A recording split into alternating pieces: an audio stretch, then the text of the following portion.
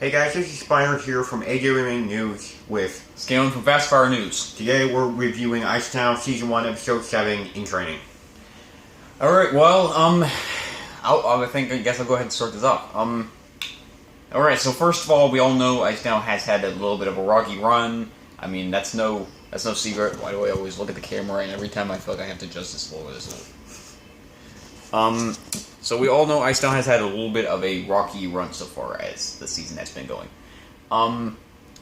And so far, this season has had its ups and downs. I mean, it's been a typical first season. Now, we're getting closer to the climax of the season, that being the season finale. And now that we're 7 episodes in, how is the show progressing? So, first of all, the major focus of the episode this week was obviously the Clunan and Turan training, kind of trying to basically get prepared for his fight with Fire Whip. We know was going to happen based on the last episode. And then we got basically on the side more development for Fire Whip and Trare. So starting off, I'll go ahead and let you say what. I mean, I'll let you start off. Well, start with the training. Well, whatever you feel like talking about, whatever comes to your mind first. Alright, well, from my best, right? Oh, yeah. Okay, well, I mean, so far, I mean, before this episode, in the last one, I mean, it was where they were basically, he just got beat up by Fire Whip, and I mean, we hadn't really taken any more steps with, Cluning and Cluning and Turan. But, I mean, in this one, we got to see them, for one, I want to say something first. I liked it kind of that they took instead of a hand-to-hand combat approach, I liked it that they took an abilities approach with the training, for one. Yeah, me too. I was at first thinking, okay, he doesn't even need to learn how to fight, but then, like, when we get in a couple minutes in, I'm kind of thinking, well, maybe this isn't going to be a hand-to-hand combat fight. I was thinking maybe this is going to be like a abilities kind of fight that we were wanting. Which, personally, I'm fine with.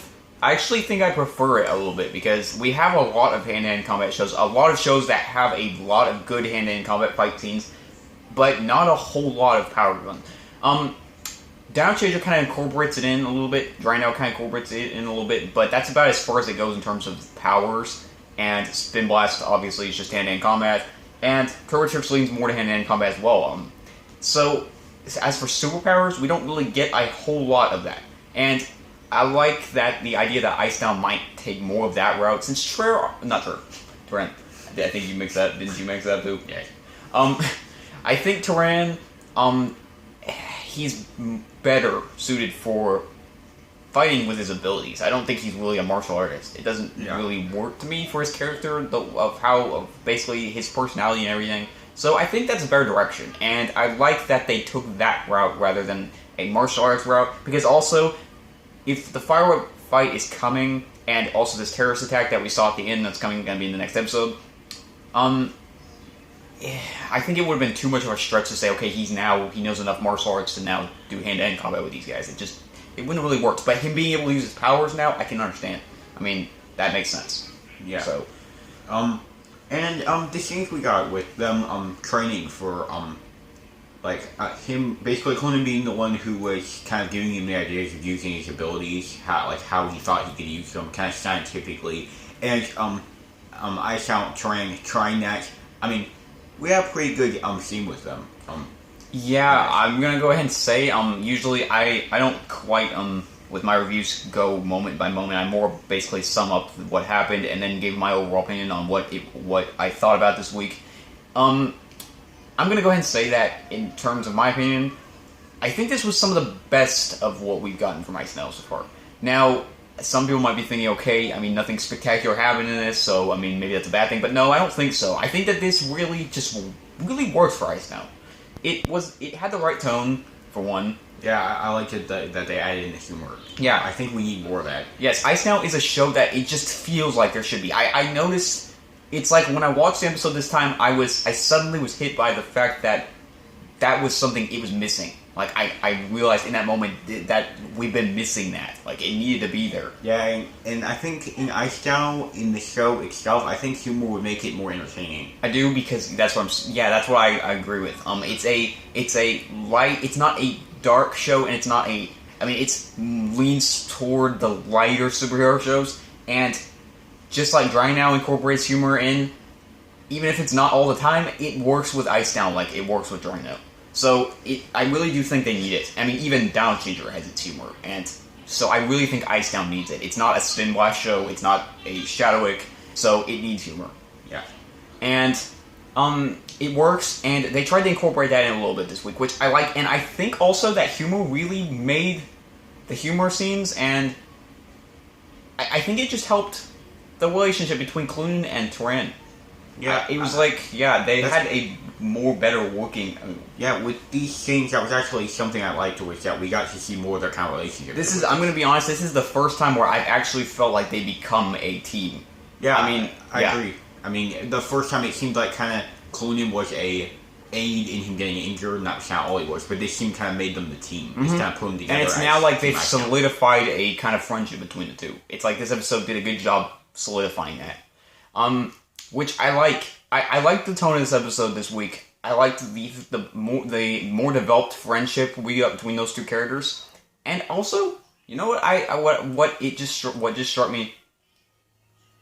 The episode, one of the reasons I think this episode worked better than a lot of the other ones have, is because it slowed down for once. It's like, we didn't get Turan getting beat up, or having some new bad guy to beat him up. I actually wasn't thinking about that. I mean, we didn't rush a lot of stuff in this one. Exactly, you just slowed down, focused on the characters, focused on their relationship, focused on him learning to use his powers, and it works because of that. We didn't have him figure out he needed to learn more of his abilities, go train for 5 minutes, then realize the terrorists were there and go fight them. We didn't have that rush all in one episode. We kind of had him just train and get to kind of leading into that by the end of this. And as for that ending, the terrorist ending, it did maybe come out a little out of nowhere. Like, it was a little coincidental what happened right after he finished training. Yes, like, I'm not sure he should have learned about the terrorists in the episode. I think maybe we should have seen them coming, and maybe then people learn about it, like in the next episode. Yeah. I think like jumping to the news report instantly before we even know they're in the show was a little more than necessary. Yeah. But yeah, I do agree with that. I mean, I think in the next episode, show, if we had it kind of come onto the news and him learn about it, then that would kind of work better. And we just kind of saw them go into this place in this one. Yeah. I think that would work. And that signifies the usual problem of Ice Down, which once again was an issue this week, of the show needing to tone it down just a bit. And by that, I mean, just like with maybe we should have chopped off a little bit of the terrorist attack thing, we needed a lot, there was a lot of scenes in this episode. I notice I do this a lot. I think it helps me think. But, now I just lost my train of thought, though. I think you were saying something about... It's because I stopped spinning my hands. yeah, you lost your cycle. Yeah, I think what you were saying was that it's, oh, yeah, toning it down. Yeah. Just like the whole terrorist attack thing, and the fact that maybe we should have taken some of that off, I think that there was a lot of scenes this week where it was just like, we could have cut that, like 2 minutes off of every scene that it showed. Yeah, and then it wouldn't have to go over the usual kind of thing episode as much as it did. I also feel like we would have that the episode did suffer a little bit from the fact that Firewhips and Tracy need to be a little shorter than they were, so that we could get a little more time with Clune and Turan, because it's like they were trying to fit a lot in, which I liked, but they were trying to the scenes with Trer and Firewhip were going on a long time, and they were having to try to cram them in together because of that. So there's a lot of pacing issues with Ice Down that I really think they need to fix, because I think they try to do too much, or sometimes they just leave too much unnecessary material or moments in the episodes. Like the conversations this week we got with Trer and Firewhip, I'll kind of get into that a little more, what I thought of that overall in a minute, but the conversation, there was a lot of times where it felt like things were being repeated unnecessarily. Yeah. And, like, things that they were saying could have been cut down a lot and said, like, in one sentence instead of, like, this long thing that they were turning it into to try to explain.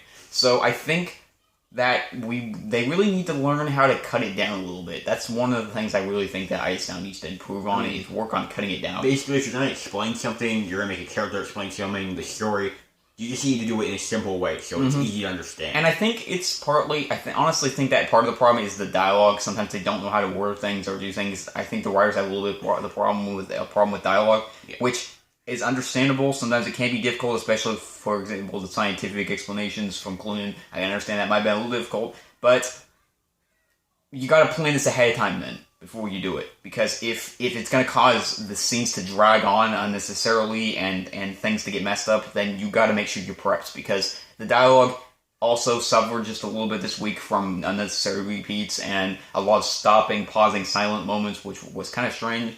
So they kind of need to work on the dialogue and the editing. Those are two things that Ice Down needs to improve. So yeah, those are two of the cons this week. I'm trying to kind of mix that in with the positive things. No, I'm not just ranting. Now, anyways, so on the con note, since there's not a whole lot of them this week. The silence I was just talking about. I was just gonna mention that. Yes, is a problem in Ice Down. It needs more music. Yeah, the problem is because, I mean, let's say, for instance, let's take the scenes with, yeah. You know, you ever notice that I don't know, it seems like we're able to talk and make points a lot when we're both doing a review, and like when we're on doing our own, we have a hard time remembering things and thinking about things. I wish I was this focused in my reviews on my own. Yeah. I don't know what to deal with that. But anyways, back on the topic. Like, for instance, the scenes we had with Trera, I feel like an impact in the background with the music really could have made some of these scenes where it just amped up the feeling of Firework being more threatening and also kind of deceptive in what he was doing to him. Yeah, I was mostly thinking about the train scenes, but then when you mention that, now I think about it, that really could have used more music. Not a lot necessarily, but more. I mean, because we didn't get any, honestly. With Firewhip and Schwer, there was no music at all. I don't recall. I don't think there was hardly any music in this episode at all. I don't really think there was. I mean, there was brief, small bits, I believe, like when Turan, I was going to mix up Turan and Turan. But there was brief scenes, like, where Turan was, like, doing a stunt, and then we get, like, a tiny, small, blink and you'll miss a bit of music. We had one little scene. You recall the scene where he was going kind of through the thing that guy said, we got a little bit there, but I mean, it just wasn't enough. Yeah, because if I can't remember it when I'm talking about the music, then that's not a good sign. And a problem, also, I mean, when you're doing music, it's too off as well to put it in occasionally, because then you kind of do one scene and you drop it, and there's no more music. So it kind of seems off, too. You kind of need to, if you're going to put music in it, you need to keep it up throughout the episode at some point. Well, I'm kind of 50-50 on that. I do think you need to keep it up, but it kind of just depends on the scene. I mean, if you're going to do action scenes with music, keep leaving the music in, but if you're going to get to, like, maybe a conversation that's kind of going to just between the characters, but I don't necessarily know that we need the music to keep going. But it just gotta, it's gotta fit in the moment. It's gotta work with the moment. If we're in a dramatic conversation, maybe play some kind of little bit dramatic music in the background, not nothing big, but like just something. And if we're gonna get action, give us some beat. Not only is it just kind of, I mean, whenever a show is completely silent, it's just kind of, I don't know how to describe it. Unexciting, I guess. I know. It gets a little bit to the point where you're kind of just staring off and being the doze off sometimes because there's like no other noise. I mean, there's a lot of examples I could give. For example, I'm gonna just go ahead and take episode 17 of Down Sugar Season 6, the silent episode, and I'm going to say, think about that whole episode if you've seen it without music. Think about Dylan's training scene. Think about Skullspine getting ready to go inside Skyrus. Think about the final battle and imagine no music in it. I don't think it would have had the same impact. You don't even give me that image. So that would make so much more lame.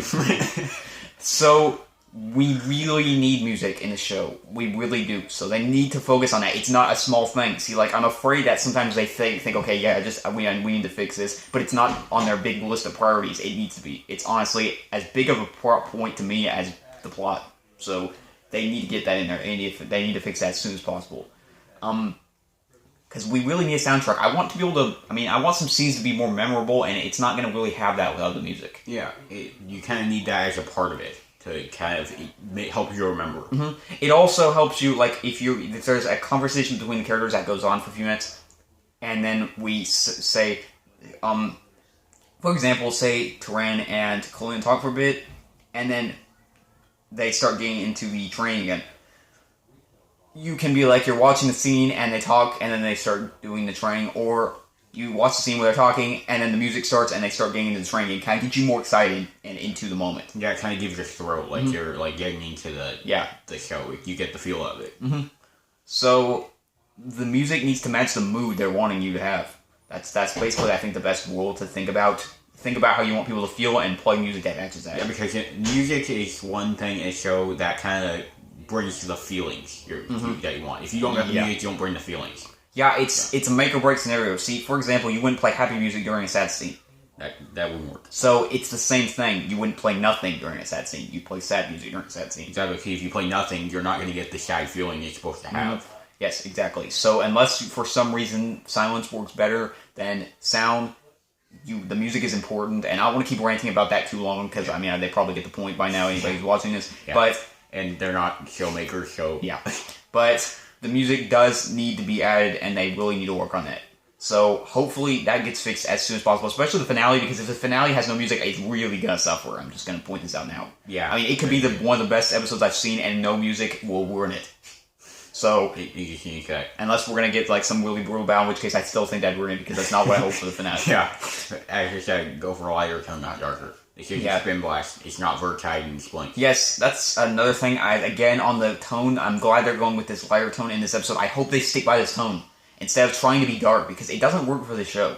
It just doesn't. Every time they tried, it seemed like they'd get serious. And for example, when like in the early episodes where Turan was getting really beat up and it was trying to get dark, I just don't think it works that way in the show. It just doesn't feel right. I mean, and if you want to, like, let's say this gets to season 2 or maybe even season 3, and you decide you want to do a dark episode for some reason, then maybe that'd work then, but you need to start off the show with its tone. Yeah, exactly. The tone you're going to have as a main tone. A season 1 needs to establish the show. It needs to ground the show and give you what the show is supposed to be basically in its core. Yeah, like, I'm going to take, for instance, how Down Syndrome Season 1 and 2, those weren't really darker, and we had the tone of Down Syndrome down with those. But then we got to Season 3, which was darker. We got Season 5 with, with Slender Man. Which went really dark. Probably I'm sure it's darkest season. Very dark season. But we got the idea from the first 2 seasons, kind of how it was. Yeah, exactly. Before we delved off into something else. You don't look at Season 5 of Down Syndrome as being the main tone of the show. You look at Season 1 and 2, that's the overall seasons I look at when I think of Down Syndra's tone, or when I look at Dry Now, I judge it by its early seasons because I know what the show is supposed to be in the beginning and what they set the tone at. If Ice Down jumps back and forth between dark and light tones, it's like you don't really know what the show's trying to go for. Yeah, you can't say this is Ice Down's a lighter show or Ice Down's a darker show. You're like, I don't really know because you can't tell. Yeah, exactly. You need to stick to one side. So I hope they stay with this tone because this tone worked better for the show. It works best. They need to aim to stick with that tone. If they want to do some darker, more emotional moments, I'm all good with that. But don't just be dark for the sake of being dark. Like, don't have a terrorist come and beat up Turan for the sake of trying to just make him get pummeled, so it looks really dark, so it looks like the bad guy is like really brutal and tough and like he's gonna kick everybody's butt. That's not really what the show is supposed to be from what I've gotten, and so just hopefully they keep up this tone because it works best. So anyways, yes, the tone worked this week. I think that's one of the things that they did best. They set the tone of what the show I think should be. This was also the same kind of tone that I think the first episode, even though the first episode was... I think the first episode, this is the tone that it had. This was the closest, I think, to what the show started out with tone-wise so far. Yeah. And I hope they stay with it, because it's like... Just like with Dry Now, it can get dark. Dry Now can have some darker moments, and it still always stays fun. That's what Ice Now should be, because it is a more lighter show. So... that's what they need to try to aim for. So hopefully they stick with that. Now, the tone worked this week, and the fact that they took just a step back and just kind of... basically, I mean, I like the fact, like, some people might say, okay, we had a whole episode where we're getting Trare and Firework talking to each other and think, okay, that's all they did throughout this whole episode. And me, I'm like, okay, we finally got just a episode of them talking.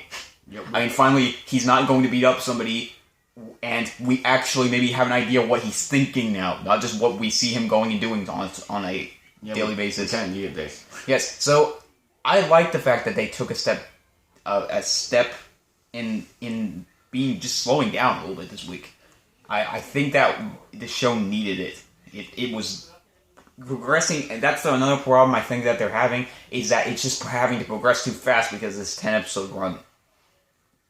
Which is unfortunate. I kind of wish they'd gone a 12-episode route. I think that would work better, but I like the fact that I hope we get more scenes, more stuff like we did in this episode, where they just develop the characters and try to go for a big plot progression or something. Now, speaking of Firewhip, as for his material this week, yeah. The one thing I want to bring up before we get into trailer and Firewhip. I'm pretty sure you'll remember now that I bring up Tyranny's father. Yeah. Where that's going. Oh, right, yeah. Oh, yeah, and anytime you want to say something, you can just talk. I mean, just like I do. You don't have to say hold on or anything. Well, I mean, okay, then. Well, what we got in the last episode, I mean, for starters, I'm just going to say, Sterling told me this while we were watching it. I like it that they're taking a different approach with this thing with Tyran's father and Tyran. It's not like what we usually have with the superhero, kind of just telling his dad the dad's fine and kind of in support. We kind of have it where his dad's worried and doesn't want to do it. And I mean, we've never really got that. Yeah, because I think the closest we got to something like that was it kind of reminds me of the very first season of Dino, where Diane didn't know what was going on with him, and he wasn't in support of him, but he wasn't unsupportive of him. And it's like, this now is something we haven't gotten, and the fact that he's not supporting Duran in this. Usually in the shows they support them, as Spiner said, usually they support them, or it reminds me, I mean, in the beginning, like, as I said with Drano, I like the fact that they are taking a different route with that. I hope that they don't drop this really quickly. Like, I'm afraid we're going to get to, like, the next episode or the episode after that, and he's going to talk to him one more time, and everything's going to be fine. And he's going to be like, okay, if this is what you need to do, and then do it. But I just kind of hope that it's not that simple.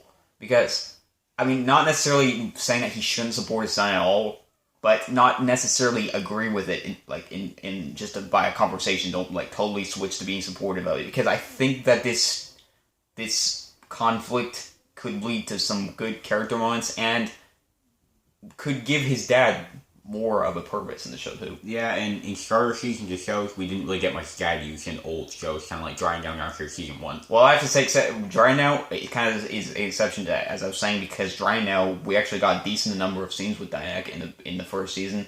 He was in the first episode when he was taking him to the hospital and then when he found that Diane had left at the end. And then it was like the finale where we didn't get a whole lot in that season, but there was like the finale when we saw that he had the mark on him, and we didn't know what that meant. So there was a little bit with Jaren now. So I guess, what I'm saying here is, trying to make a season 1 where the dad got used. Use him with his potential he's got. Right? Yeah. Basically, just hopefully they don't, we're not talking to the people who made the show here, so. Yeah, but, I mean... they need to use him with the potential that he has. Yeah, so, hopefully that goes somewhere. I just hope that isn't dropped that quickly. I mean, I just don't want to, this to basically get to, as I said, get to the next episode, and boom, okay, a little bit of conflict, and now, okay, if you have to do it, so I'm fine with it, now everything's fine. I hope there's more to it than that. Yeah. Because it has a promising direction, just like Ice Down shows a lot of promise in a lot of things, and it hasn't quite delivered on everything yet. So, moving on to the final thing, since I think we talked about everything else. Yeah. I from the tone to the the silence and Tyran, the silence, all that, basically all the good things they did this week. Moving on, that leads me to Schreier and Firewhip, which I did talk about somewhat, so I'm just going to start out by saying that I was a little mixed on my opinion this week about it overall, because the things I didn't care for was the fact that it did need to be cut down a little bit, and I did feel like the dialogue needed a lot of work. I don't know if I said this or not, but the dialogue in the show, I do remember I said that it suffered a little bit this week, but as I said, hopefully they pick up the dialogue a little bit and they kind of focus on it a little more ahead of time, where they kind of have an idea basically of what they're doing before they do it, because as I said, the dialogue can kind of mess up the scene sometimes if it's drawn out or dragged on too long, or if they repeat things over and over again. Yeah. But anyways, the technical aspects aside, I did enjoy what they did with it this week and the direction they took with it, because I again repeat that I do like what they're doing with the character. Period.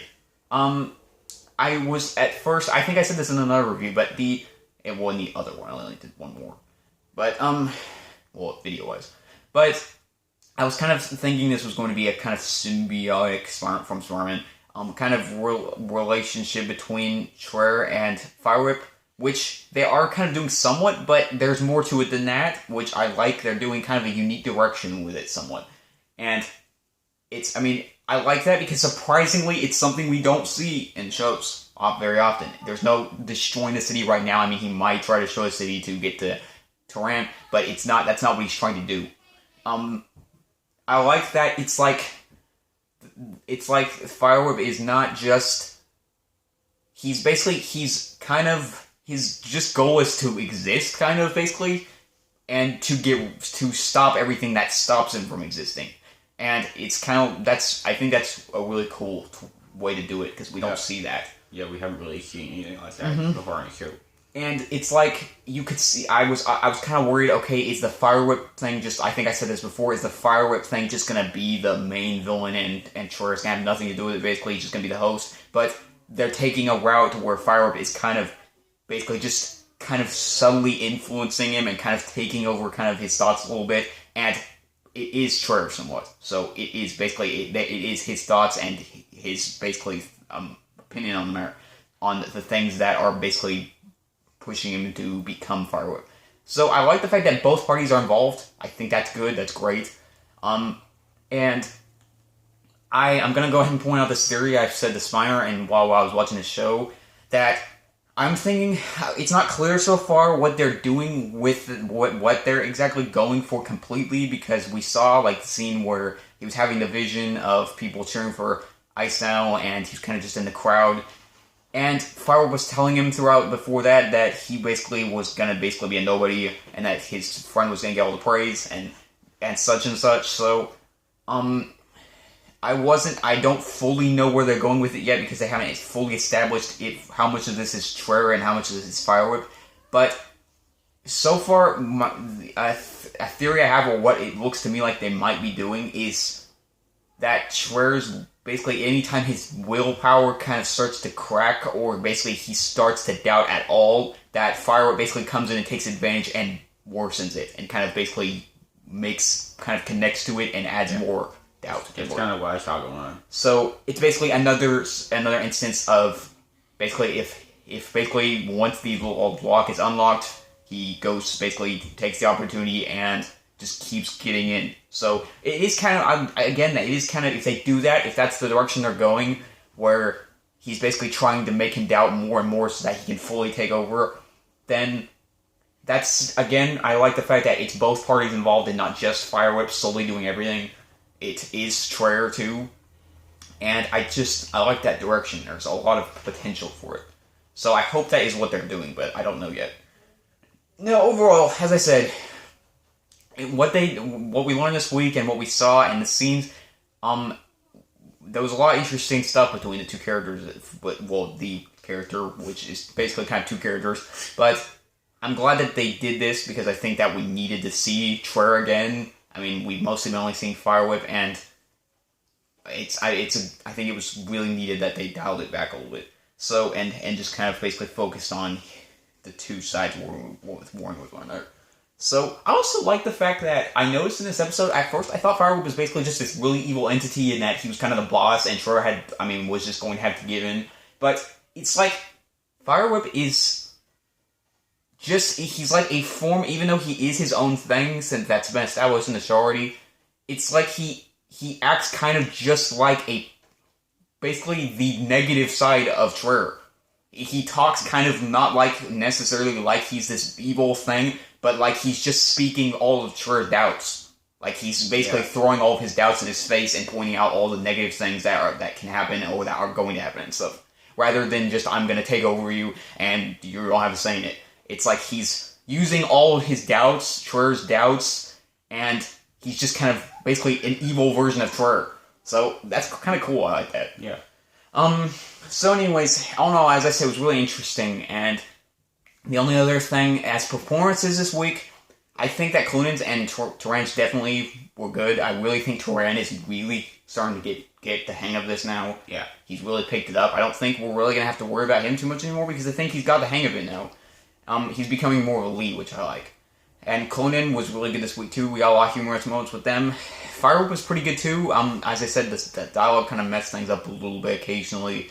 Some of it was a little awkward, like when they kind of start to get into something and they don't really know what they're fully talking about anymore. You can kind of tell, and they don't know how to word things. Yeah. It can get kind of awkward sometimes, but overall he was kind of good. And as I said, I think part of it was intentional. I don't think he was supposed to come off as like really evil, intimidating, because I think partly he's supposed to just seem partly like a negative, more evil version of Schwer. Which I'm gonna just quickly point out this real quick because I don't want to dwell on this too long, but I'm just getting a lot of fan ideas here. I wonder if the firework thing, I wonder if it has its own personality or if it just feeds on the negative doubts of the people it connects to, and then kind of becomes them by their negative side. Yeah. For example, it's kind of like it's just this thing that exists, and once it attaches to somebody, it swallows all their fears in, and basically that becomes its personality. Yeah. I mean, there's a lot of directions you can take with that. I'm just hoping they take a good one. Yeah, hopefully they do, and hopefully they focus on it, and we don't just gloss over it all and just say that firework, because there's a lot of in-depth stuff. I'd like to get to the details of it. So yeah, hopefully we get to explore that more. Now, as I said, performance-wise, the performances were pretty good this week, but I do think Schwer lacked occasionally scenes that should have been maybe a little more emotional or a little more, I guess, should have showed a little more effort, was kind of lacking sometimes from Schwer. I think he needs to kind of work on his performance just a bit. But overall, pretty good. So, that's pretty much, I think, all I have to say about the episode in general. I mean, I think we covered everything. Yeah. So, anyways, the show, as I said, it took a positive direction this week. It, once again, showed a lot of promise for Firewhip. The performances from Clune and Turan were really good. The friendship with them is more solidified and obvious now. The Ice Now is becoming... This is the kind of thing they need to do with Ice Now in the beginning, with his character of making him into a superhero. This is the kind of direction they should have taken, because then that whole robbery scene where he fought those robbers, it would have worked a lot better. Yeah. But, so anyways, yeah, I like what they're doing. It's taking a positive direction, and this is one of the first times where I can say Ice Now showed me a lot more positive than it showed me negative. Yeah. So far, it's taken a positive direction, and for that reason, I'm going to go ahead and rate this episode a 7.0 exactly. Yeah. Good. For me at AWMN, I'm going to go ahead and settle with what I decided on after watching the episode, and that's a 7.1. So 1.0 we're scaling. Alright, fair enough. And so overall, this was a good episode. It had its mistakes, and it had its things it needed to work on, but there was no cringeworthy moments for once. Yeah. There was no anything. So there was no scenes that made me facepalm myself or sigh because, oh man, I wish they would have done this better. Or that she was dragging on way too long, yes, or this yes. is just getting tiring, like trying to Yes. thrown back and forth by Firewhip in the last episode. So, luckily right now, I'm seeing more positive than I'm seeing negative, and as long as that continues, even if the show has its problems, if it continues like this, where it overall is doing good, then I have a little more faith in the show. Yeah. And I believe it will work out in the end, and that it will be a good season overall. So, yeah, that's my review. Come back next week for our next Ice Now review. We got